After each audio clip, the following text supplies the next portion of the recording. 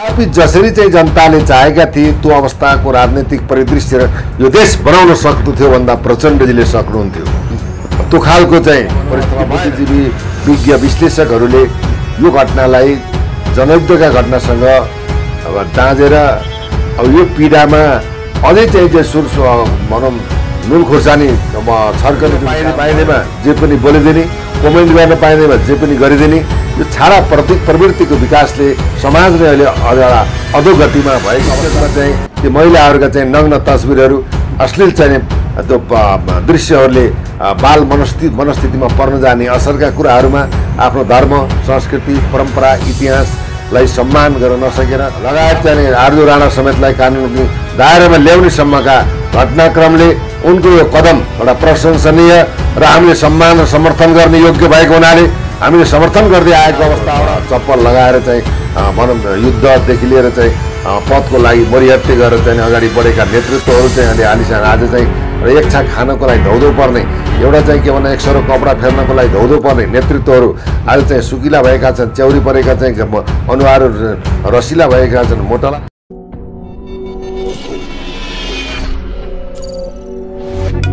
नमस्ते अनि हार्दिक स्वागत छ। विशेष गरी अहिलेकै राजनीतिक घटनाक्रमलाई निहालेर आज हामी विशेष कुराकानी गर्छौँ र हामीसँग कुराकानी गर्नको लागि पूर्व डिएसपी सँगसँगै मिसन नेपालका संस्थापक अध्यक्ष केबी शर्मा पन्थी हुनुहुन्छ। स्वागत छ यहाँलाई।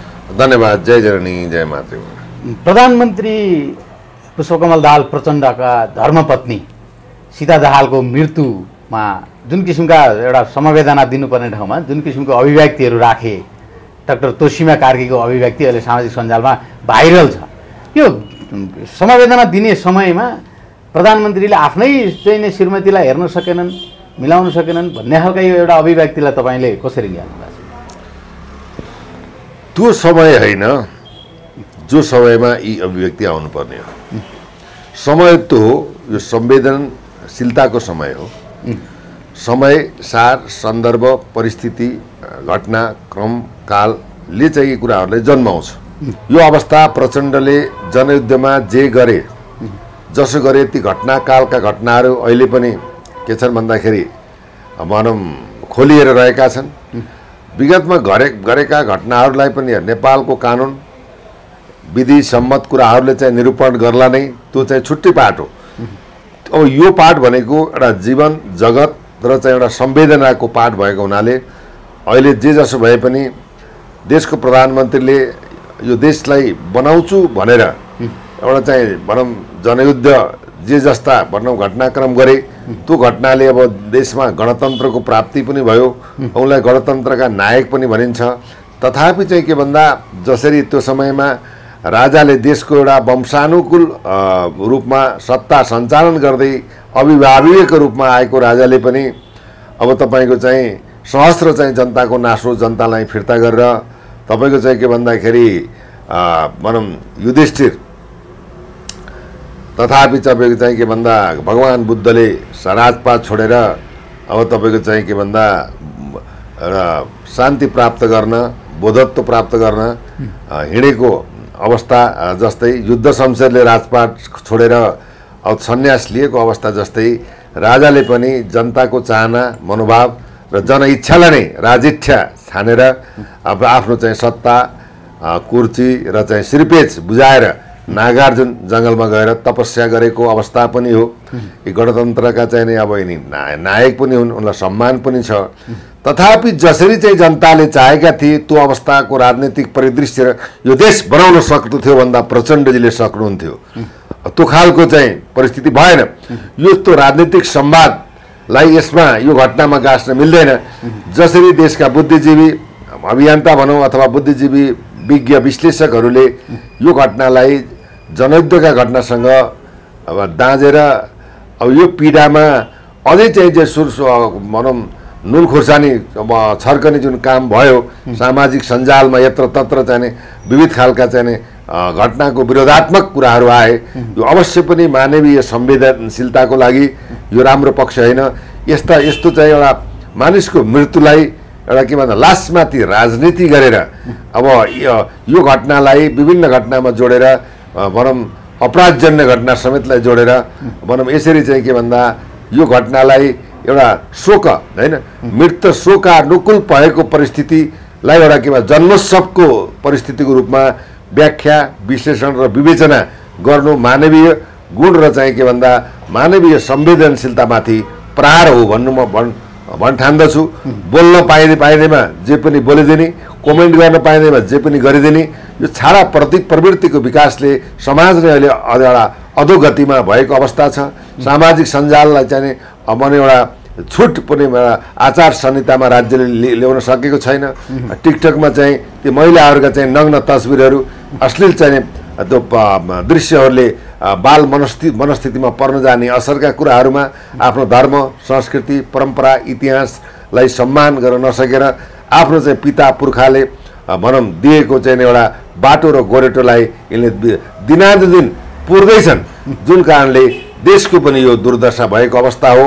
वास्तवमा चाहिँ अहिलेको चाहिँ प्रधानमन्त्रीले लास्ट आवरमा आएर जुन एउटा भ्रष्टाचारीका फाइलहरू पल्टाउनु, ललिता निवास प्रकरणलाई प्रायोरिटीका साथ हेर्नु, अब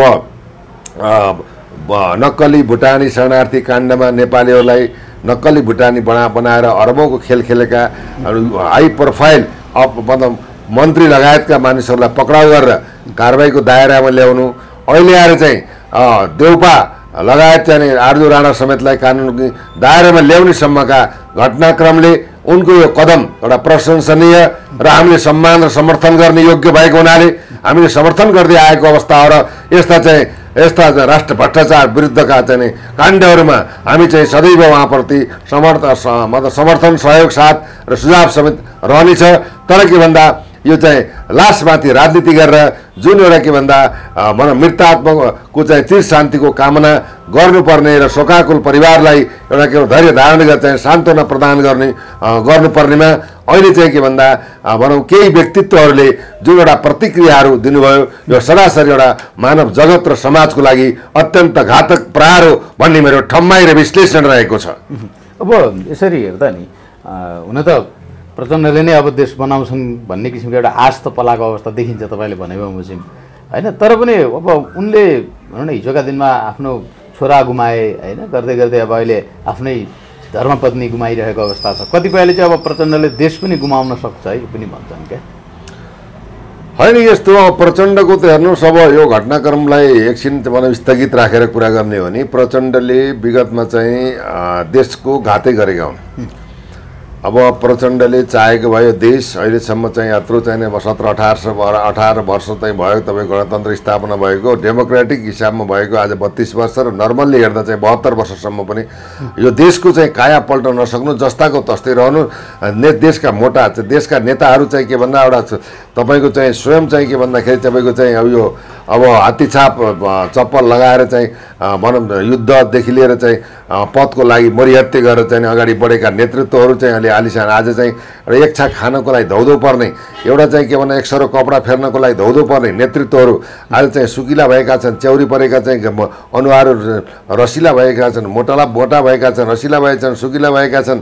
आज चाहिँ एलिसान भनौँ एलिसान महलिनले प्राप्त गरेका छन्, करोडौँका गाडी चढेका छन्, अकुत सम्पत्ति आर्जन गरेका छन्, देशलाई दोहन गरेका छन्, जनताको भर्याङमाथि जनतालाई भर्याङ बनाएर राज्यको विरासत पटक यिनले चाहिँ हत्याएर देशलाई चाहिँ अपाङ्ग बनाएका छन्। देशलाई लिलाम गर्ने एमसिसी एसएसपी र महाकाली जस्ता नागरिकता जस्ता राष्ट्रघाती सम्झौता गरेर देशलाई अपाङ्ग लङ्गडो र चाहिँ विलिन बनाउने अवस्थामा गएका छन्। तथापि प्रचण्डलाई हाम्रो साथ समर्थन छ।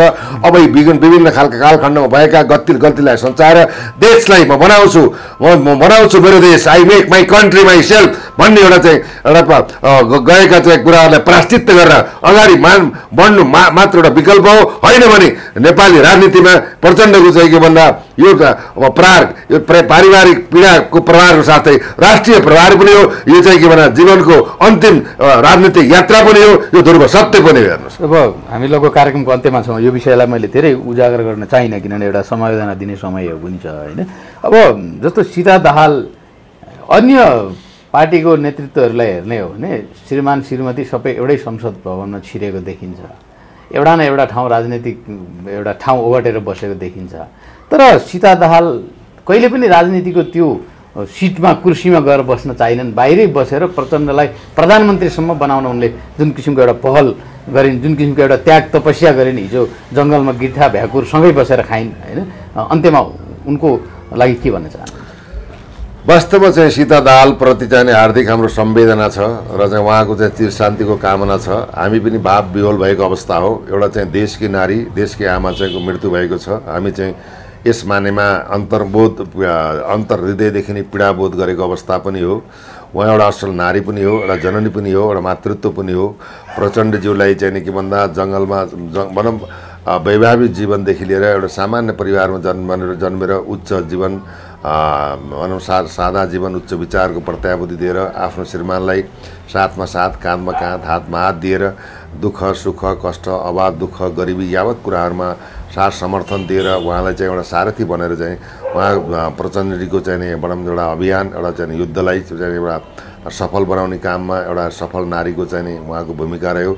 विभिन्न चाहिँ अब के भन्दा जस्तै शेरबहादुर देउपाको आर्जु देउपा, भनौँ यस्तै मन्जु खाँड जस्ता विभिन्न पात्रहरू छन्, नाम अब लिनै पर्ने भयो। तुलनात्मक रूपमा उहाँले राष्ट्रप्रति आफ्नो लोभ लालचा नगरिकन एउटा सिम्पल जीवन बिताएर चाहिँ नि के भन्दा सिम्पल लिभिङ हाई थिङ्किङको चाहिँ एउटा प्रेरणाको पात्र हुनुहुन्छ। सीता दाहालबाट सम्पूर्ण नारीहरूले लोभ लालच माया मोहलाई त्यागेर देश राष्ट्र राष्ट्रियता र आफ्नो परिवारलाई सम्हाल्न, संरक्षण गर्न र हिफाजत गर्ने एउटा प्रेरणाको स्रोतमा चाहिँ उहाँको चाहिँ जीवनले चाहिँ सबैलाई एउटा प्रेरणादायी शिक्षा बनोस् र उहाँ चाहिँ एउटा असल नारी पनि हो, देशको चाहिँ एउटा धरती चाहिँ पुत्री पनि हो। उहाँको चाहिँ निधनले चाहिँ सारा मुलुक नै शोकाकुल भएको छ। यो अवसरमा शोकाकुल परिवारप्रति भनौँ धैर्य धारण गर्ने क्षमता र अन्तिममा पुनः सीता दाहालको चिर शान्तिको चाहिँ कामना गर्दै हार्दिक श्रद्धाञ्जली तथा समवेदना व्यक्त गर्न चाहन्छु। हस्, धन्यवाद। जय जननी, जय मातृभूमि।